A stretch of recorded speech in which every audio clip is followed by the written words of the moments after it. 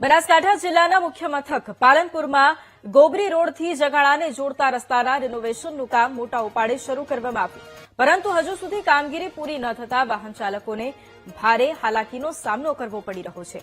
જિલ્લા પંચાયતના આરએનબી વિભાગે રોડનું કામ શરૂ કરતા કોન્ટ્રાક્ટરે રોડને ખોદી નાખ્યો। સ્થિતિ સામે દેખાય છે। હાલ રોડનું કામકાજ જેવું ચાલે એવું ચાલતું નથી। અહીં સ્કૂલો આવેલી છે, બાજુમાં એપીએમસી નું છે। મારે પોતાને ટ્રાન્સપોર્ટનું કામ છે ને દવાનો માલ મારે ટ્રાન્સપોર્ટમાં આવે છે।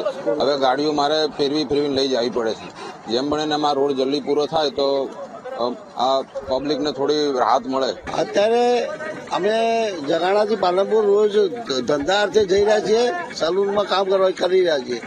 પણ સ્કૂલો પણ એટલી છે, જ્યારે ગંજ બજાર પણ છે, એટલે કોઈ પણ લોકોને અને કોઈ પણ પ્રસૂતિની જો બેનને આવી જે હોય તો પણ એવું ને એવું કે ગાડીની અંદર જ ડિલિવરી થઈ જાય એવી। જગાણાથી પાલનપુર જોડતો રોડ ગોબરી રોડ સુધી રોડની કોઈ બિસ્માર હાલતમાં છેલ્લે 1 મહિનાથી પડ્યો છે।